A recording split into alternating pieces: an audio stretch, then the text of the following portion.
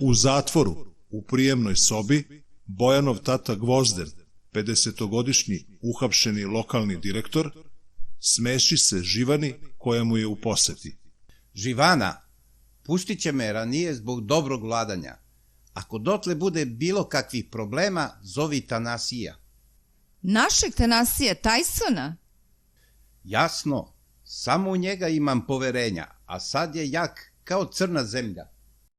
Na trotoaru ispred parkića, dva namrštena 30-godišnja policajca grubo vrše obilazak terena.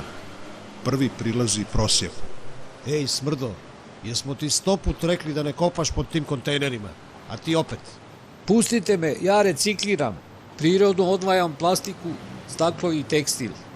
I to dalje drugi opet nose u proizvodnju. A usput prirodno i prosiš, a? Umesto da negde radiš. Mlad si, zdravi prav. Volu bi mogao rep da iščupaš. Jao ljudi, zašto me tako zlostavljate? Pa vidite da sam bogalj. Ko će ovako sakatog igde da me primi? Sakatog, a? E vidiš, dobili smo proverenu informaciju da si lažni bogalj i da ti je ta noga koju si savio zdrava. Policajac jako udara pendrekom Prosjaka po savijenoj nozi. Prosjak, ne osetivši nikakav bol, pada bez krika na trotoar. Pritrčava drugi policajac. Kolega, dojava nije bila za ovog, nego za onog drugog invalida iz Gornjeg bulevara. Čuo si, ti si nevin. Ustaj, idi kući dok se nismo predomjestili. Ej, koja stoka, valja se pulci, a imaš takve. Policajac prilazi babi. Baba, što ne otvoriš legalnu prodavnicu tog nakita, da te više ne kažnjavamo? Moj sinko, kada bi znao koliko taj postupak traje i koliko posle iznose svi porezi i takse, ne bi mi postavio tako glupo pitanje. Hoćeš da kažeš da sam ja glup? Ne, sinko, naprotiv. Pametan si, pa sam zaključi. Ispred kioska drugi policajac legitimiše komšinicu crvenu od stida. Samo sam tražila posao. Čula sam da im ovde treba radnica. Možda, ali ne za pružanje trotoarskih usluga. Ali molim vas, ja nisam prostitutka. Da bome da nisi. Iz aviona se vidi da si časna sestra. Ali... Bilo je pritužbi na vas, da ovde širite nemoral. I zato bolje da se više ne vidimo. Kolega, ne morate da budete baš toliko grubi prema tim uličnim kurvama. I to je na neki način korisno zanimanje. Očajna komšinica plače. Malo desno od kioska, na uglu kod semafora, drugi policajac maltretira i violinistu i malog Roma. Dobro, Paganini, koji put da ti kažem da ne možeš na ulici svirati bez dozvole? Ali kako drugčije da skupim pare i upišem muzičku akademiju?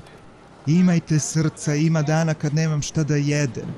O, šmrc, sve mi suza suzu stiže, lažovčina. Violinista se sklanja pored kioska gde je Sofija. A ti, mali, pereš šofer šajbne isto da bi zaradio za leba, a? Da ti pravo kažem, ja skupljam pare da kupim harmoniku, ali ne ide, pa moram da odvajam od usta, a gladan sam non stop. Briga me, idi kod smrde. Tamo u kontejnerima sigurno ima otpadaka od tjeskavica iz onog restorana brze hrane. Ima, ali to neće ni ker da okusi. Zašto? A bre, brate, pa zar bi ti jeo svog brata? Mislim da si ker, a nisi, daleko bilo, pu. Policajac se zbunjuje, a violinista i Sofija se na to krišom smeju. Mi se smejemo, ali treba da se zamislimo kakvu hranu jedemo. Ima tu i otrova i genetski modifikovanih organizama i... Daj, Sofi, nerviraš me kad kreneš tako sa teorijama zavere. Pa objavljeno je u svim novinama da ne uvozimo takve proizvode. Pa dobro, još ako je to bilo i na TV-u, onda zaista mora da je tako. U salonu Bojan doteruje Sofiju. Sad shvatam zašto Ćelija ne maltretira i vas iz kioska, jer ste već izmaltretirani. Ne budi smešan, nije on ni malo milosrdan. nego mu to ne da neko iznad njega, najverovatnije taj Tyson. Čudi me da Ćelija nije glavni, pa za njega rade svi očajnici iz kraja, od babe i prosjaka do violiniste, a organizuje ilegalne borbe pasa i... Ma, mnogo šta nije kao što se čini. Ćelija je tu ipak samo sitna riba, jedna pirana koja je dobila lep akvarijum. Taj trotoar ispod parka i toliko. Ali otkud on tu i zašto? Postavili su ga da kao vođa navijača izaziva tuče s protivničkim taborom, onog Varnice. Tako skreće pažnju policije sa većih stvari. A, znači on je izum i marioneta nekih političara i senke. Da, dali su mu sitne prljave poslove, a krupni, kao šverc svega i svačega, od lekova do droge, nisu u opisu njegovog radnog mesta, već njihovog. Znači, oni ulični policajci što ga kao jure su lakrdija, obična predstava za narod. Ne mogu da verujem. Veruj, mesecima i gledam kroz šalter kioska. To je moj mali prozor u veliki svet. Evo, na primjer, pre neki dan. Ćelija je došao džipom. Ćelija parkira džip u ulici desno od kioska, ispred znaka zabrane parkiranja i izlazi sa psom. Pas piški po stubu tog znaka. Policajci dotrčavaju do Ćelijinog džipa. Prvi policajac viče na Ćeliju. Kakvo je to parkiranje ovde i šetnja opasnog psa, bez brnjice? Morali smo tu da stanemo, džip mi je prokuvojen. Dosta priča. Otvori gepek, da vidimo da li nešto švercuješ. Drugi policajac rasteruje ljude koji se tu skupljaju. Šta vi gledate? Hajde, razlazi. Ćelija i prvi policajac zaviruju u gepek i šapuću. Daj kao obično 5 glava, da ne pišem ovim tvojima kaznu.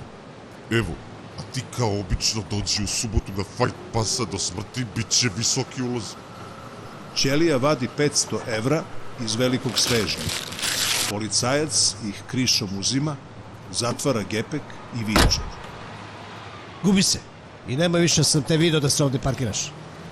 Uplakana komšinica gleda Ćeliju i policajce. Vratit će vam se kad tad. Ako nema Boga, ima ravnoteže. U salonu Sofija završava priču Bojanu. I to ti kažem, Boki. Svuda u svetu postoji nekakva diskretna, čak korisna sprega policajaca i kriminalaca, ali ovde se prepliću kao zmije u ljubavnom plesu.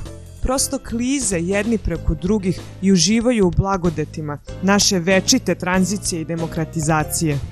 Da, ovde i slep vidi da se dok običan svet grca u bedi, krimosi i političari sa svojim vulgarnim, estradnim i silikonskim pratiljama bogate. Blago tebi, tvoji su imućni. Imaš i zlatne ruke pa možeš da plivaš. A šta ću ja? Zar sam završila arhitekturu da bih nosila gajbe za nepismene bitange i plaćala im manjak izazvan tuđim krađama? Nisi, sekice. Zato uskoro idem odavde. Planiram da ostajem zdravu porodicu, a ne da mojoj deci budu uzori Ćelija, Varnica, Krmak i Tyson i koje kakve sponzoruše starlete i kurve.